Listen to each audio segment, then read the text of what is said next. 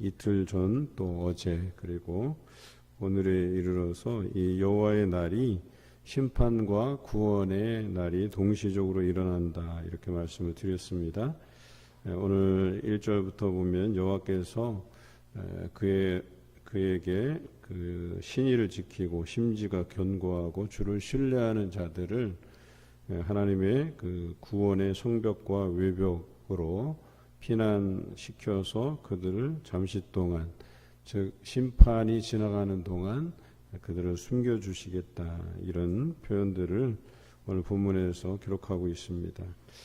그 날 이사야에서 누누이 강조되고 있는 그 날의 개념에 대해서 우리가 이제는 좀 파악하고 알 수 있으리라 봅니다. 그래서 심판의 날이긴 하지만 하나님을 신실히 따르는 자들에게는 구원의 날이 될 것이다. 이것이 날의 개념이고 또 이사야에서 중요하게 다루는 것이 남은 자 사상입니다. 그래서 거룩한 백성들 끝까지 하나님께 그 믿음을 지키는 자들이 남아서 그들로 하여금 하나님께서 새로운 소망을 갖게 하시고 또 새로운 나라를 건설하시겠다 이런 표현을 쓰고 있습니다. 그런데 그날의 유다 땅에서 이 노래를 부르리라 이렇게 표현하고 있어요. 앞에서는 모압에 대한 상징적인 의미로 모압을 언급했잖아요. 그래서 모압을 하나님께서 망하게 하시는데 26장에서는 그 구원의 노래의 상징이 될 땅이 유다 땅 이렇게 표현하고 있단 말이죠. 그렇다고 해서 모압과 유다가 어떤 정해진 그 땅을 의미한다기보다는 이제 심판과 구원의 상징의 의미에서 모압과 유다를 이렇게 대조해서 표현하고 있다. 그래서 여기서 유다는 그 유다 땅만을 의미하는 것이 아니라 그 하나님께 피하는 자들, 하나님께 그 신의를 지키는 자들을 불러 모으실 하나님의 견고한 성읍, 어찌 보면 하나님의 구원의 그 방주 이렇게 볼 수 있겠죠. 그 구원의 방주의 표현들을 견고한 성읍이라고 표현하고 구체적인 설명으로는 그것이 여호와께서 구원을 성벽과 외벽으로 삼으셨다 이렇게 표현하고 있어요. 견고한 성읍인데 하나님의 그 구원하심으로 그들을 지키신다 이런 표현이죠. 어떤 사람을 지키느냐 2절 첫째는 신의를 지키는 의로운 나라. 그러니까 하나님께서 견고한 성읍을 세우시고 그곳으로 이제 의로운 자들을 불러 모으시는데 그 첫째는 신의를 지키는 자 또는 나라 이렇게 표현하고 있어요. 신의라는 게 뭐예요? 믿음 또 하나님 앞에 의로움을 견지하는 자 이런 뜻이잖아요. 하나님 앞에 의롭게 살아가는 자, 믿음을 지키는 자 이런 자들이 견고한 성읍으로 하나님께서 불러들일 것이다. 그래서 두 번째는 3절에 나와 있는 것처럼 심지가 견고한 자를 평강하고 평강하도록 지키신다 그랬어요. 심지가 곧다 이런 표현들 많이 들으시잖아요. 변하지 않는다는 거죠. 그래서 오직 하나님만 바라보는 사람, 그 마음에 흔들림이 없고 오직 하나님께로만 향하는 사람, 이런 사람들을 하나님께서 견고한 성읍으로 부르시겠다 이렇게 표현하고 있습니다. 세 번째는 또 3절 하반절에 나와 있는데요. 주를 신뢰함이니이다. 그러니까 신뢰하는 거죠. 그래서 4절도 같은 표현인데요. 너희는 여호와를 영원히 신뢰하라. 주 여호와는 영원한 반석이심이로다. 신뢰라고 하는 것은 믿을 구석이 있다는 거 아니에요. 그러니까 그 믿을 구석이 뭐냐? 오늘 4절 마지막 하반절에 보면 반석이라는 표현을 쓰시잖아요. 여기서 반석은 높은 곳이라고 그랬어요. 어제 우리 수요일 밤 예배 때 제가 말씀을 통해서 소개했죠. 반석은 집을 지을 때는 밑에 든든한 기초석이 되는 것을 반석이라고 하기도 하고 때로는 다윗이 표현한 시에서 보면 하나님은 여호와는 나의 반석이시다라는 표현은 높은 곳에 위치하다. 절벽 가운데 위치해서 적들이 미치지 못하는 곳. 오늘 여기서 보면 주 여호와는 높고 높은 분이라서 대적이 미치지 못하는 반석이시다. 이것으로 인해서 내가 주를 신뢰한다. 이런 표현이에요.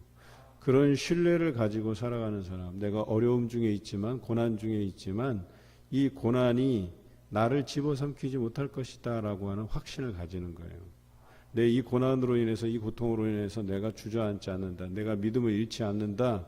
그것을 의미하는 거예요. 왜? 하나님께서 나의 높은 반석이시기 때문에, 구원의 반석이시기 때문에 내가 흔들리지 아니한다라고 이야기하고 있는 것이죠. 5절에는 높은 데에 거주하는 자를 낮추시며 높은 성을 헐어 땅에 엎으시되 진토에 미치게 하셨다. 이것은 하나님을 신뢰하지 않는 자들이에요. 그러니까 하나님을 신뢰하지 않는 자들의 특성은 뭐냐면 자신이 높은 데 있는 줄 알아요. 자신이 안전한 데 거하는 줄 알아요. 이것이 영원히 지속될 거라고 생각해요. 그런데 하루아침에 그것을 무너뜨리시는 분이, 그리고 발로 밟히게 하시는 분이 하나님이시다라고 이야기하는 거예요. 그래서 인간적인 눈으로 볼 때는 이것이 든든해 보이고 높아 보이고 이것만 가지면 다 해결될 것 같은데, 그것은 이제 한순간에 사라지는 것과 같다라고 하는 것이 오늘 성경의 고백이죠. 이사야는 그것을 알고 있었어요. 그래서 많은 나라들이 일어서고 아수르를 비롯해서 뒤를 이어서 바벨론, 또 페르시아, 헬라, 로마 이런 강대국들이 일어나지만 이런 나라들을 결국에는 하나님께서 어떻게 하셨어요? 그들의 교만을 낮추신다. 그래서 발로 밟히게 만드신다라고 이야기합니다. 결국에 그런 나라들은 진토에 미치게 하셨도다 그랬어요. 그래서 6절에 발이 그것을 밟으리니 곧 빈궁한 자의 발과 곰핍한 자의 걸음 이리로다. 가진 것이 많다고 생각하겠지만 결국에는 뭐예요? 그것이 진토화되고 밟혀지게 되고 아무것도 아닌 것이 된다. 빈궁한 자의 삶과 별반 다를 게 없다라는 것이죠. 7절에 보면 의인의 길은 정직하며 정직하신 주께서 의인의 첩경을 평탄하게 하시도다 그랬어요. 결론적인 거죠. 일부의 결론적인 거예요.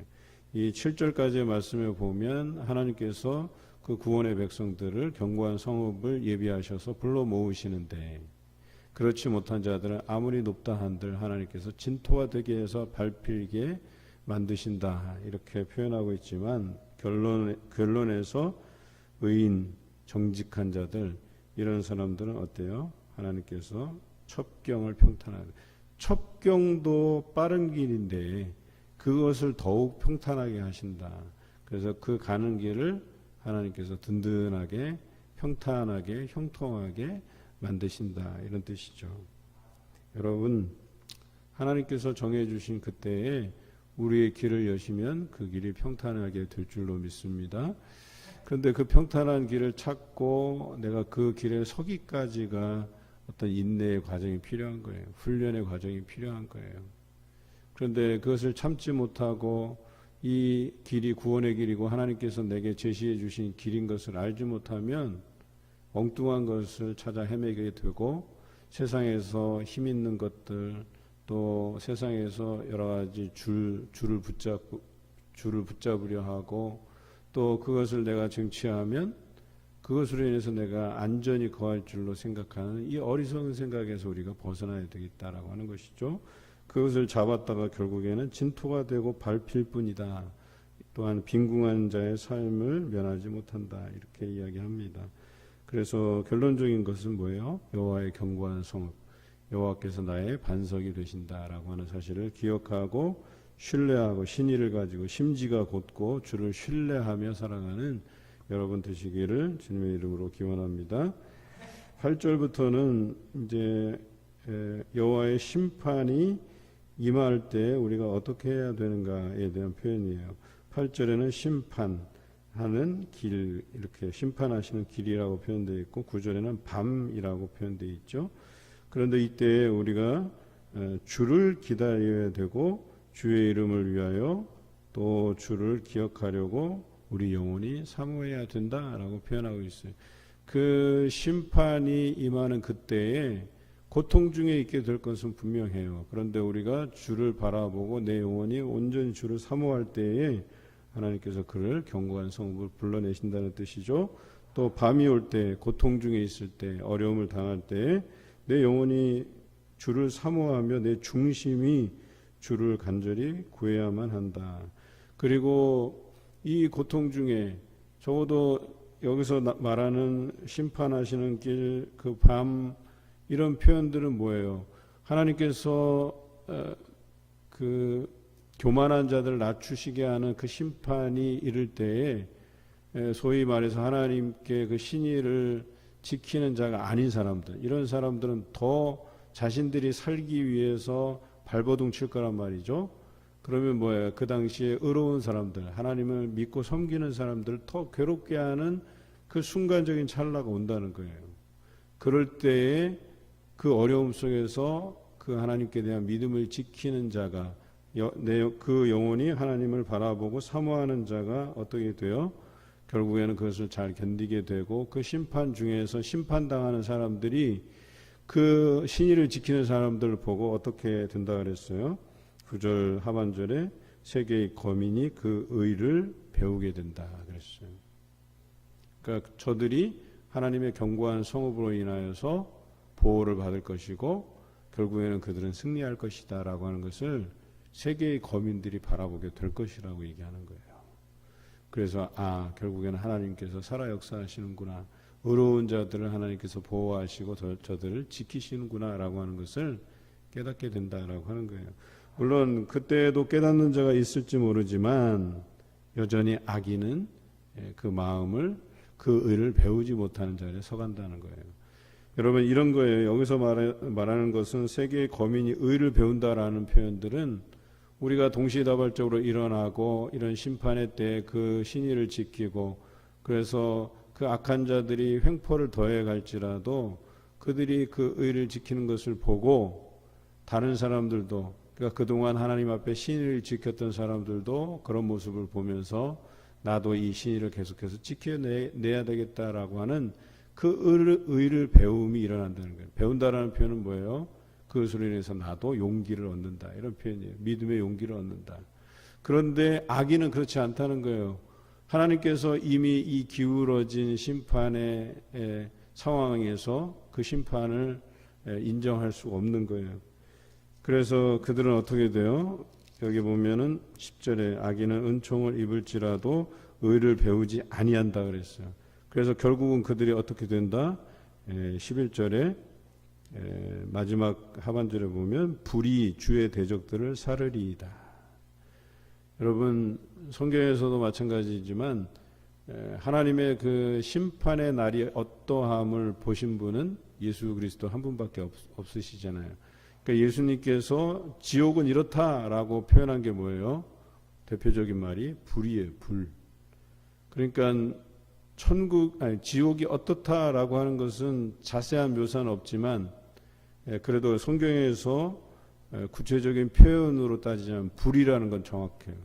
그래서 불의 심판을 받게 되는데 그것은 예수님께서 이미 이 신약 성경에서 우리에게 보여주신 바 된 거예요. 그런데 구약 성경에서도 보면 하나님께서 주의 대적들을 심판하시는 도구로서 불을 사용하신다. 이것은 힌트가 될지 모르겠어요. 창세기에 하나님께서 이 땅을 심판하시는 도구로서 물을 사용하셨잖아요. 그렇죠? 물로 그들을 휩쓸어 가셨잖아요. 그런데 다시는 너희를 물로 심판하지 않겠다 하시면서 무지개를 그들에게 보여주셨잖아요. 마찬가지로 이것을 힌트 삼으면 이제 하나님께서 우리를 심판하시는 도구는 불이 되겠구나라고 하는 것을 알게 돼요. 여러분, 물도요, 그 많은 비가 40주야를 내려서 온 땅을 덮었는데 그 정도의 심판을 하시는 하나님이신데 이런 대적들쯤이야 불로 심판하는 것이 무엇이 어렵겠어요.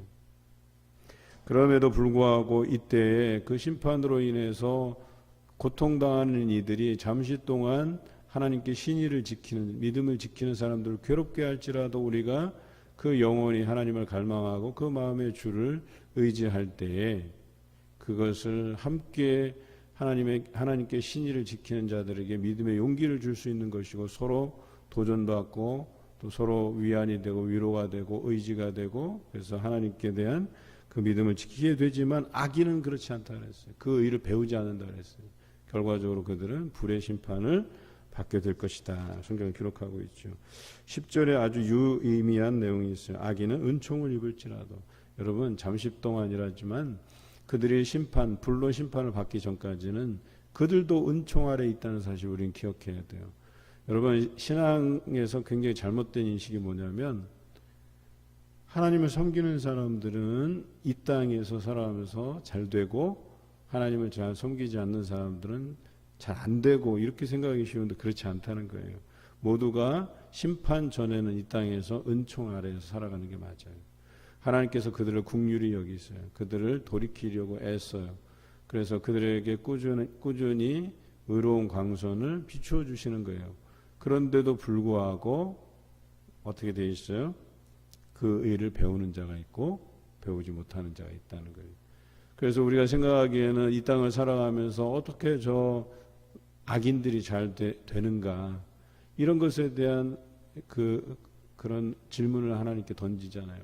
저 사람이 심판받아야 마땅하고 안 돼야 마땅하고, 그런데 저 사람은 이상하게 잘 되는 것 같고 하나님을 신실하게 섬기는 나는 잘 안 되는 것 같고, 이런 비교하는 생각에서 우울한 생각들을 가지는 경우가 많다는 거예요. 그런데요, 악인도 얼마간은 하나님의 은총 아래 있다는 사실을 기억하셔야 돼요. 그런데 심판의 날에 결과적으로 그들은 불에 살라짐을 당할 수밖에 없다. 우리는 이 사실을 기억하시면 위로가 되지 않을까 싶습니다. 또한 우리 삶이 그 신의와 믿음을 저버리지 않도록 굳건히 붙드는데 위로가 되지 않을까 하는 생각을 해보는 거죠. 11절의 말씀에 보면 그들이 불에 이제 사름을 당하는데 그때 우리는 어떻게 해야 되는가? 12절에 여호와여 주께서 우리를 위하여 평강을 베푸시오리니 주께서 우리의 모든 일도 우리를 위하여 이루심이니이다. 결과적으로 뭐예요? 우리로 하여금 하나님께서 평강을 베푸시는데 우리가 13절에 다른 주들이 우리를 관할하였사오니, 그러니까 다른 것들이 우리를 힘들게 하고 우리를 지배하고 착취하고 할지라도 우리는 주만 의지하고 주의 이름을 부르겠다고 고백하고 있어요.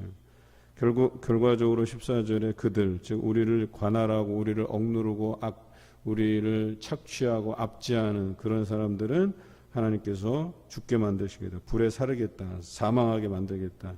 그러면 어때요? 이는 주께서 벌하여 그들을 멸하사 그들의 모든 기억을 없이 하셨습니다. 이렇게 표현하고 있어요. 우리가 두려워하지 않을 것은 잠시 동안에 우리가 겪는 그 고난이 있을지라도 그 압제하는 자들을 하나님께서 불로 사르시기 때문에 걱정할 것이 없다. 결과적으로 15절의 말씀처럼 여호와여 주께서 이 나라를 더 크게 하셨다. 하나님의 그 견고한 성읍은 더 견고해지고 더 확장될 것이다. 이 땅에 남은 자들을 불러 모으실 것이고 신의를 지키는 자, 심지가 곧은 자, 또 주께 의지하는 자들을 하나님께서 불러 모으셔서 그 경계를 확장하신다. 이런 표현이에요. 하나님의 나라의 확장을 이야기하고 있어요. 오늘 16절에서 마지막 절까지는 하나님께서 심판하시나 그 중에서 회복을 선언하시는 거죠.